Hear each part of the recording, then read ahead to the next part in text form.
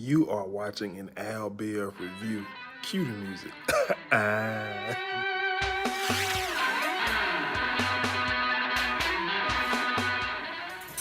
What's going on, guys? Welcome back to my channel. I'm back with another Haves and Have Not review. If you're new, be sure to subscribe. Also, everyone, be sure to like, comment, and share. Last night episode was see I hate when he give us too much in an episode prior, and then he don't give us nothing.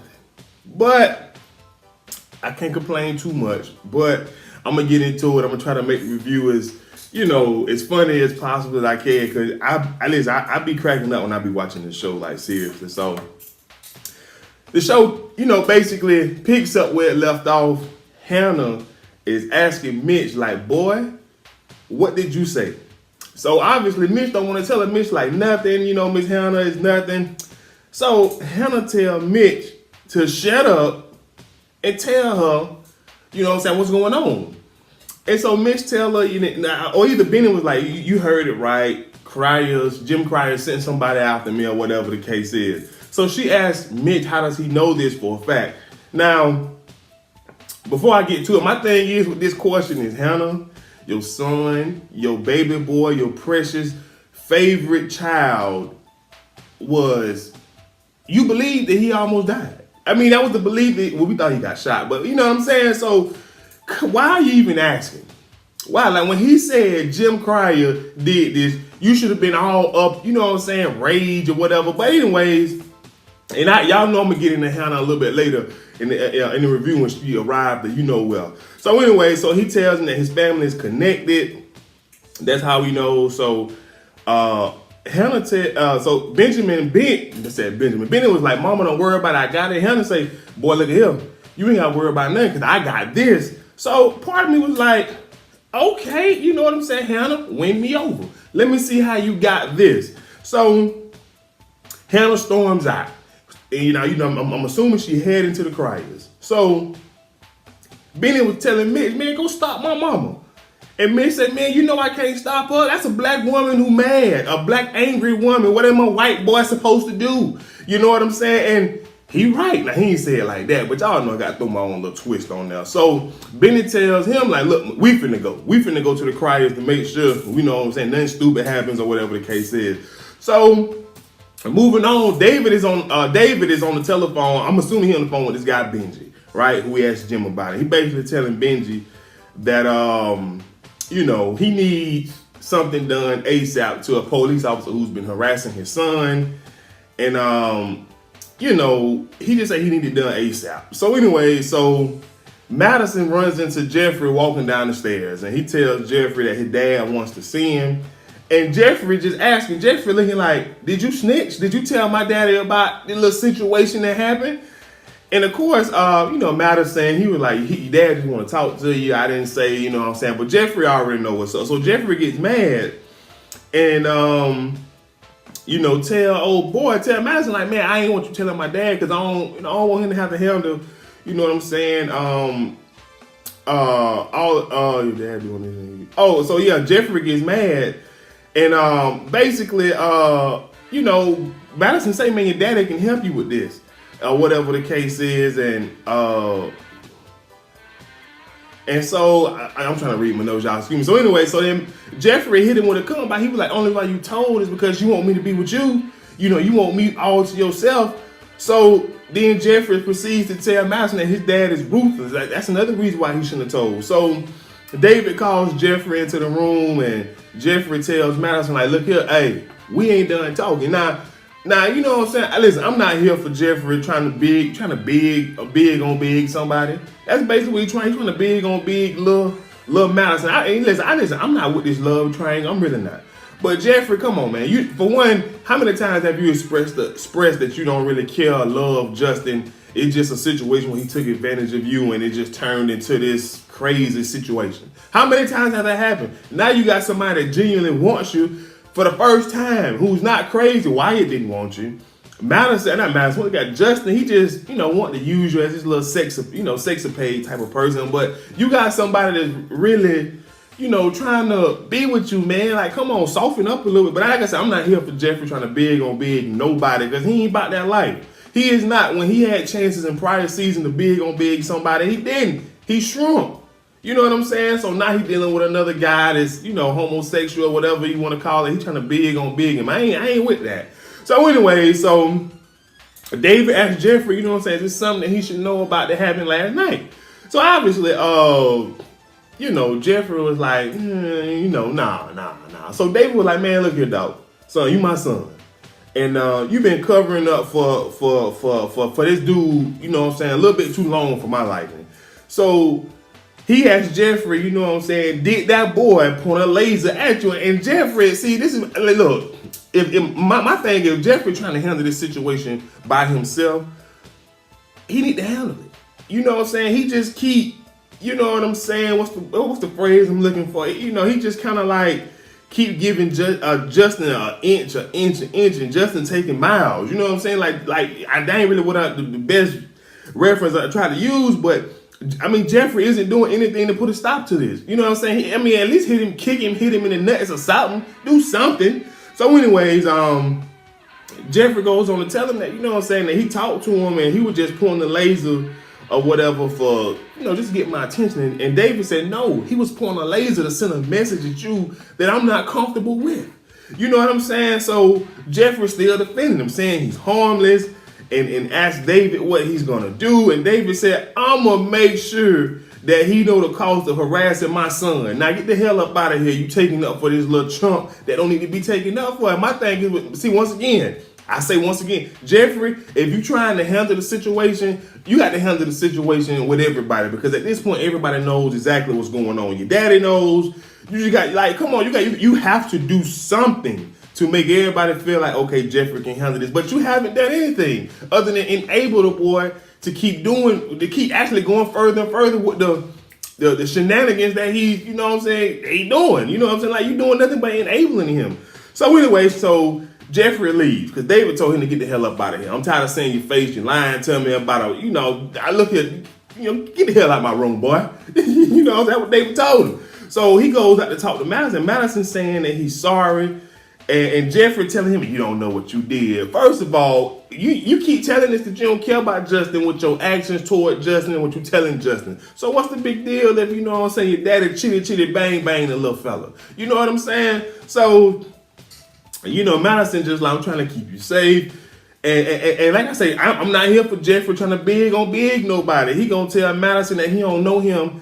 And that's strike one, and he got 2 left. First of all, when did you start handing out strikes? Second of all, if you did start handing out strikes, you've been giving everybody else, Wyatt, even though Wyatt didn't want you, Justin, more than 3 strikes. So why you giving the guy that you like 3 strikes and then he out? Like, that don't make no sense to me. Like, you look like Jeffrey a loser. So anyway, so they're moving on to the hotel, RKSK, whatever his name is, to get the little Veronica boy tour from the Young and the Restless. He should have stayed on the Young and the Restless instead of coming over here with Tyler Perry.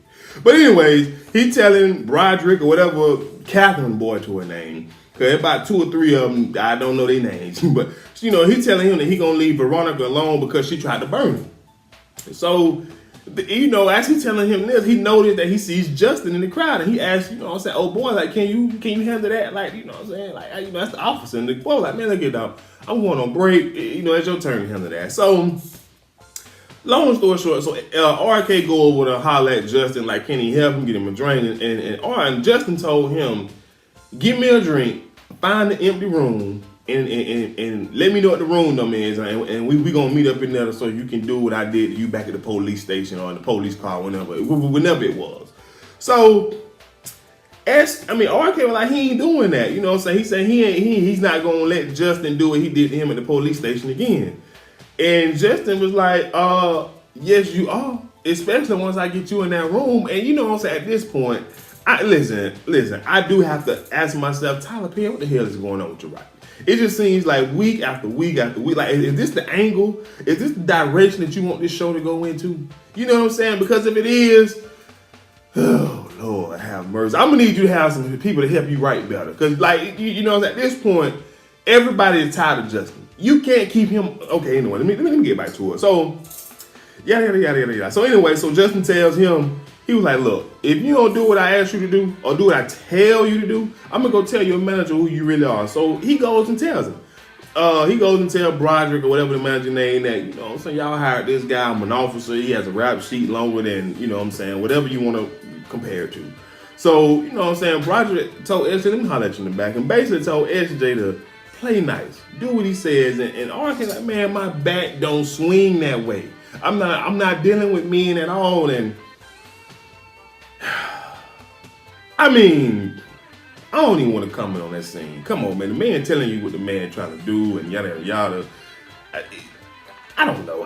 I really don't know. So anyways, you know, Roger should have been like, look, what police officer can afford to come hang out here in his leisure time? This is a, you know what I'm saying, a president, a hotel that the president-elect is staying in. So what makes you think a police officer's salary can come up in here and hang out? You know what I'm saying? That should have been a red flag right there. But that's just me thinking. So anyways, RK goes back out to Justin and let him know, look, man, look, they run a background check on me now. So it is what it is. I ain't going no room. So then Veronica pulls up. This is where it gets interesting.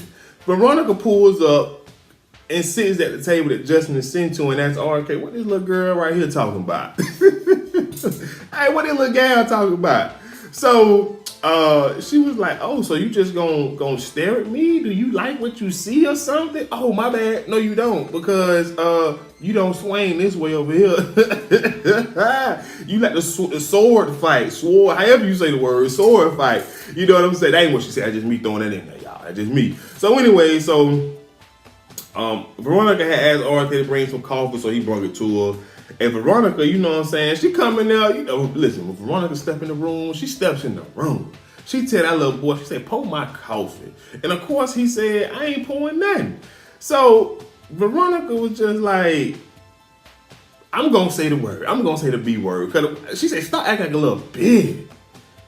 Just kind of burned you a little bit, burn your arm a little bit. And you know what I'm saying? Now, this is why I have a problem right now. Y'all seen the episode last week. She ain't burn that boy not at all. But you know what I'm saying? I love Veronica, so I'm going to let her get away with it. So she said, man, stop acting like a little bit. Like, just kind of burn you a little bit. That don't mean nothing. Like, come on, man, do your job, man. Stop acting like a little bit. You know what I'm saying? So anyways, so Justin is Justin tells her something, asks her how's the FBI investigation going. So basically we kind of find out that Justin is the reason that the FBI is on to Veronica. Maybe he's the reason. That's what I think. So she was just like, you know, it's going good, but I seen your wife in court the other day, and you know, I told her, you know what I'm saying, look here, darling, you know what I'm saying, you ain't the first and you ain't gonna be the last that, you know what I'm saying, get fooled by a little undercover homo. I'm just like, Veronica, you nasty. So Veronica says, you know, tells RK that, you know, Justin about to be brought up on charges for assaulting Wyatt Cryer in jail, and RK goes on to say that, you know, same thing happened to him. He say, you know, this dude harassed me the whole time I was in his custody. And so Veronica asked Justin, so he was like, oh, now I'm seeing a trend. So this how you got this. So this how you got Jeffrey too. This your MO. And then she also said, you know what I'm saying, it has to be more to it. You know, maybe like a serial domino to it. And maybe if the, you know what I'm saying, the investigators dig deeper into it, they'll find out that this is what you do. This is how you get off. This is how you find your next gay partner or whatever the case is. So she asked RK, is he willing to testify? And he, of course, he said yes. So she goes on and say, well, in front of Justin, the DA gonna love this.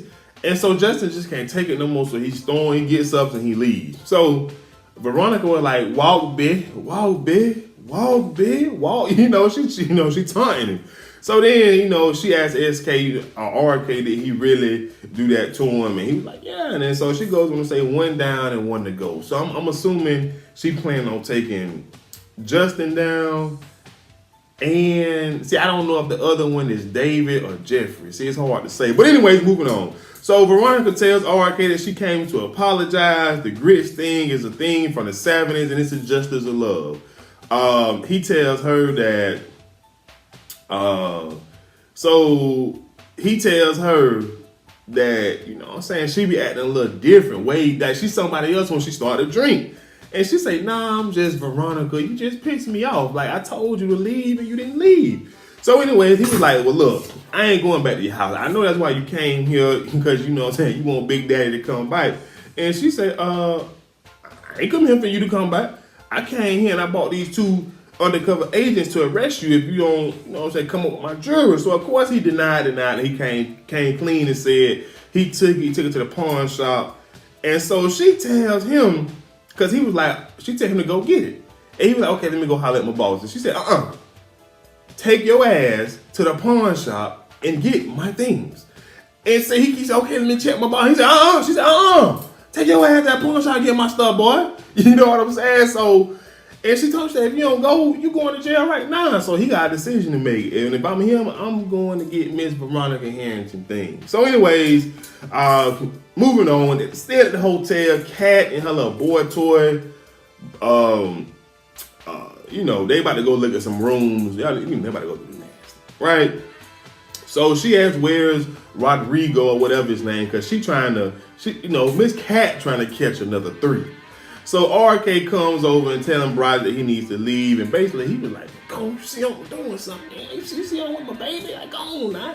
So anyway, so then Catherine sees Veronica, and she walked over to Veronica, and basically, this scene was basically them two, you know what I'm saying, throwing shots, but really complimenting each other on how they've been getting away with all this crazy stuff that they've been doing the past couple years. I don't even really want to get into it, because the scene was a great scene. I'll give it to them. They both started laying out what crimes was committed, and saying that, I guess only a man can do that. Veronica was like, because I say this, you know what I'm saying. So Cat was like, I hear the FBI is looking into David, and he was like, and Veronica like, I hope they catch the man that did it. And Veronica like, oh no, honey, it was definitely a woman, a diva with an axe to grind, like the same, like a diva who had an axe to grind with a gun. Because y'all know Catherine had shot whatever woman name. But anyway, so Veronica leaves, says she got to go meet up with her lawyers about these secrets that they've been keeping for the past couple years. Obviously the same secret that David was talking about last episode we called Jim. So anyway, so Catherine goes to get her boy toys, and then this thing, the president, security team, whatever they call them, they cleared the way, tell Catherine, like, oh, you going, the president-elect's coming through, and she asking, them guys, like, why didn't she know that he's here? And it was like, because it's all on the news, and he's the president-elect, we thought you knew. So anyways, Catherine just like, look, I didn't vote for the bastard, I was with her, I can't stand him, so whatever. So seeing, I guess that was just a little pointless scene. So the president makes his way up to his room, and he has Landon to stay back. He apologized to Landon, and for hitting him. Basically, he apologized because he was like, his wife, said that he never said sorry, and he just want to prove it wrong. So my thing is with this, I don't see the purpose in asking Landon, is he attracted to him, and why he didn't tell him that he was gay. You can look at Landon and tell that boy sweet. Come on now, Charles. Come on now. So, like I said, I don't see the purpose of him asking him that, and then he goes on and just asks Landon, like, you know what I'm saying? Like, I hope this don't affect how he worked. Well, it never affected how he worked before. It was just when you... I hate to put this on Charles, but Charles, you sent some mixed signals to Landon, man. You talking about something, I just want something to take my mind off of all of it. I'm willing to do anything. And Landon said, anything? And you said, anything. And then you fell on the bed and laid back when he pulled off your belt. And you still laid back like, oh, I just want to take my mind off of this stuff. And then when he proceeded to zip down that zipper and unfasten them pants, that's when you jumped up and acted bad. First, like you say, you said some bad vibes and signals. That's all I'm saying. So anyways, Landon goes on and tell him, like, look, I can tell that you really love like Candace. When she's around, you're more of a happy person, and when she's not, you're a little bit more mean and difficult to work with. Let me work on her for you. So he was like, all right, but you can't change the person that don't want to change, but okay. So anyways, moving on, back at David's house, Jeffrey is giving Madison a silent treatment. Madison is still kind of big mad. and that he's getting the silent treatment or whatever. And this is when Jeffrey tells him that he don't want his daddy to handle all his problems for him like he always have. And Madison goes on to say, man, but you need help. That boy gonna kill you. And Jeffrey was just like, he's not gonna kill me. You know what I'm saying? Like, he loves me. And you know what I'm saying? The only reason why you doing all of this is because, you know what I'm saying, you only want me to yourself or something like that. You know what I'm saying? Like I said, I'm not here for Jeffrey trying to beg nobody. And so that's basically what happened. So Madison was just like, look, I'm finna go do my shift at the hospital, and he leaves, and Madison leaves, and Jeffrey gonna call that man a little bitch. Like really? Jeffrey, you calling somebody a bitch? Like, come on, man. So then we get a quick scene with a DA interviewing Wyatt. A whole bunch of mess, basically. So Jim arrives to the station, so the DA steps aside and basically Jim asking the DA, like, why is he here? And so the DA takes possession.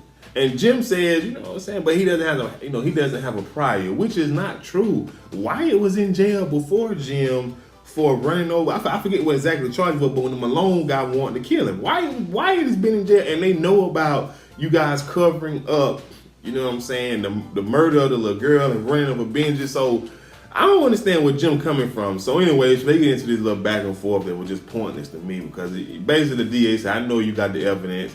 And Jim was like, oh, so you sent that little heifer to my house to try to get some dirt on me or whatever the case is. So then, finally, Hannah arrives to the Cryer house and asking the maid, like, is Catherine or Jim here? And the maid was like, no. So the maid go call him, and Jim basically tell the maid, like, look, give her tea and sit her down. And Candace also shows up. And Hannah asks Candace, like, what's she doing here? And she goes on and far as say, and Candace like, I got some business to handle. And Hannah goes on to tell Candace that, you know what I'm saying, lately all she been doing is cleaning up her, you know what I'm saying, her business, her little dirty deed. And I was just like, Hannah, stop. When have you ever cleaned up something for Candace? You leave her out to dry every single time. Every single time. I can't stand Hannah. And so anyway, Candace goes on to go sit down. Because like I said, Jim told her maybe to have both of them sit and tell him he on his way. And Hannah had the nerve to tell her, don't sit on that woman's sofa. See, this is why I can't stand him. Y'all, look here. It ain't no secret that you can't put two and two together while y'all both here. Come on, Hannah. Like, don't come on with this mess. Tell me don't sit on that woman's sofa, man. I ain't here for it, Hannah. Come on now. So, my thing is, in this scene, like I said, y'all know it's what we went on. Next week episode, like, is it going to go down? That's what it looked like. But then we got a final scene. Flower Man shows up to Justin's house, deliver flowers, said it from Jeffrey, and Justin telling the flower guy, like, man, it ain't nothing like that. You know, so I'm telling you if it was, and I'm telling you it's not, and if it was, it'd be weird. Yeah, man, let me go in the house and get you a tip. So then he go in the house, and then this thing, 3 goons come in the house and close the door and start beating his behind. And I'm hollering. I'm like, by time. But the only question I had, where the guns at? Where the guns at? We don't want him beaten up. We want him killed. We want him dealt with. Like, come on, where the guns at? Come on, y'all supposed to be high minded. Where the guns at, fellas? But like I said, man, Hannah pissed me off in this episode. Just with that little one scene that she was, that little one scene when she told Candace not to sit on that woman's sofa. I can't. Come on, man. You're here to, you know what I'm saying, let Jim have it. And you worry about that woman's sofa out of all things. But anyways, guys, listen, next week's supposed to be the week. I believe we got 2 more episodes, so y'all stay with me to the end of the season. Be sure to subscribe, like, comment, share, and I'll see you guys next time. I'm out of here. Peace.